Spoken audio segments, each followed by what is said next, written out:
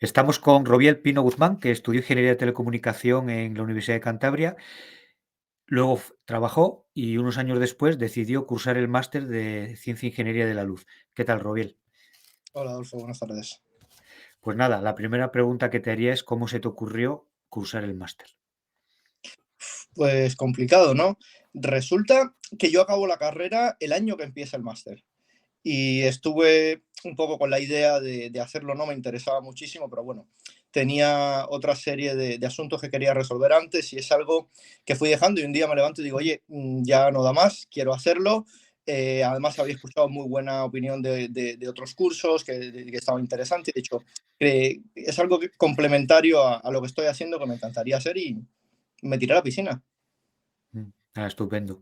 Bueno, ¿y nos puedes contar un poco sobre el trabajo actual hasta el momento? ¿Qué responsabilidades conlleva y en qué consiste?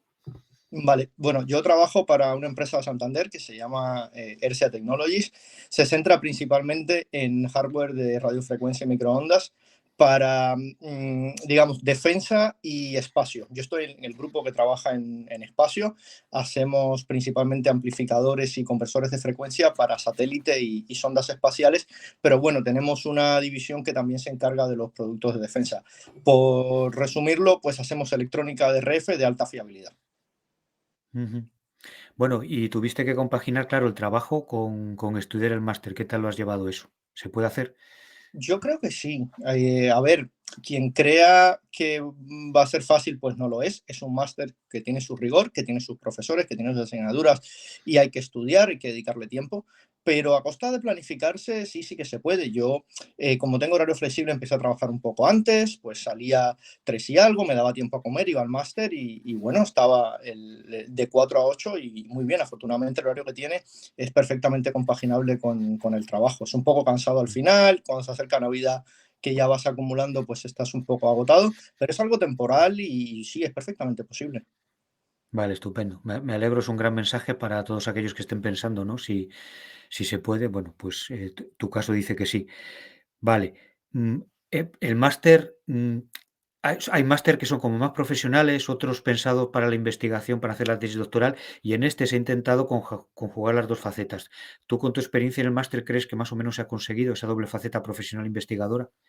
Yo creo que sí, y afortunadamente esa mezcla que se tiene entre ingenieros y físicos, ¿no? Cada quien pone su perspectiva. El físico es más del mundo académico, más de la investigación y de ciertos formalismos que a veces los ingenieros un poco evitamos por pragmatismo y porque el día a día nos absorbe. Y la parte de ingeniería sí que es mucho más práctica. Entonces, estamos con aquello de que, sobre todo al principio, los ingenieros eh, no nos incomoda, pero nos resulta un poco raro, a veces un recordatorio de ciertos formalismos cuando nos toca con los profes de física y luego Mm, recuperamos porque luego son los físicos los que se quejan cuando vienen los mm, ingenieros. Pero yo creo que tiene un balance muy interesante y luego, aunque trabajamos con lo mismo, cambia hasta el vocabulario y hay veces te das cuenta de que el profe empieza a hablar y a los 5 minutos dices, ay, pero si está hablando de esto, que es así, así, pero cambian los términos, las definiciones, la forma de referirse a fenómenos mm, electromagnéticos sobre todo, que le conocemos de otra forma, y es interesante porque es otra perspectiva tan válida como la nuestra.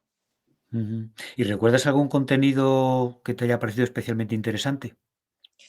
Am, a ver, es igual quedarme con algo es complicado, pero yo, si tuvieras que escoger algo que me pareció muy interesante y totalmente fuera de lo que había hecho y de lo que conocía, pues es la parte de diseño óptico, de diseño de Ujú. lentes objetivo, porque es algo muy interesante, está en todas partes, desde la cámara del móvil hasta un telescopio, hasta un periscopio de un submarino, que fue uno de los proyectos que hizo un compañero, y es algo que para mí era transparente, era casi magia, ¿no? O sea, ¿qué sucede? ¿Cómo funciona? ¿Por qué tantas lentes? ¿Por qué no ponen unas? ¿Por qué no ponen dos? ¿Por qué tantos elementos? Y fue una asignatura que me pareció muy interesante, me gustó muchísimo. Pero bueno, también la de sensores me pareció muy interesante, la de biofotónica y luego optoelectrónica, por ejemplo, que yo que vengo del mundo de RF y microondas, pues ver que prácticamente todo lo que tenemos en RF y microondas también existe en fotónica, ¿no? Y Claro.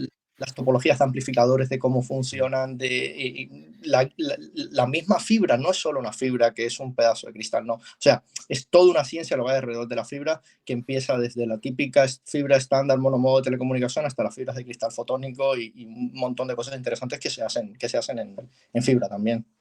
Ujú. Muy bien. ¿Y te atreverías a proponer algún cambio en el máster, en los contenidos o algo que pienses que lo pueda mejorar? Mm, complicado, pero igual un cambio de enfoque, pero sería meter el máster en una coctelera. Si no, yo orientaría el máster a un proyecto único Mm, que cubra todos los contenidos que se dan, pero que ayude o que facilite la interconexión de las diferentes asignaturas. Pero es algo que es tremendamente complejo y es algo que está muy poco mm, implementado en el sistema educativo. Entonces, de la forma en la que está muy interesante, y de cambiarlo yo le haría un cambio mm, tan general que probablemente haya que pasar todos los filtros que lleva y todas las homologaciones, porque sería un máster totalmente diferente y creo que tampoco tiene mucho. mm. No, me parece una idea estupenda y yo se lo he oído a más gente del mundo, ¿no?, profesional, que sí, que echan en falta esa conexión entre asignaturas.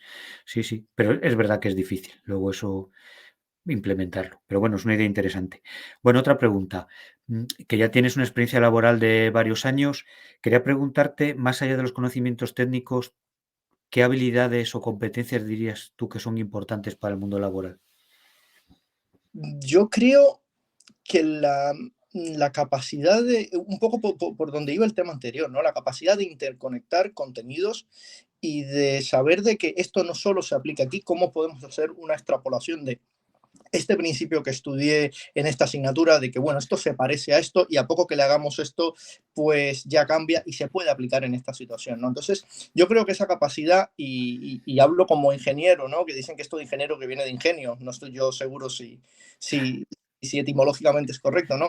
Pero el hecho de tener esa capacidad de conectar conceptos y de buscar soluciones a veces en los sitios más variopintos que hay, pues yo creo que es una característica profesional muy interesante, al menos en el mundo en el que trabajo.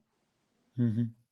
Bueno, ya la última pregunta, ¿cómo te ves en tu carrera profesional en el futuro? ¿Qué evolución esperas? Pues yo estoy en el mundo el sector espacial que está ahora, digamos, viviendo una segunda juventud. Ujú, Eh, los satélites y las lanzaderas, que antes era algo exclusivo de agencias espaciales y gobiernos, porque eran proyectos tremendamente caros, pues ahora se ha revolucionado con el llamado New Space y las nuevas tendencias que existen. Dentro de 10 años no te puedo decir porque de decirte algo sería con la óptica que tengo hoy y en 10 años no voy a tener la óptica que tengo hoy, pero sin lugar a dudas será creando cosas nuevas. Espero que como ingeniero, nadie sabe, pero espero que creando cosas nuevas y haciendo diseños y creando cosas que anteriormente no existían.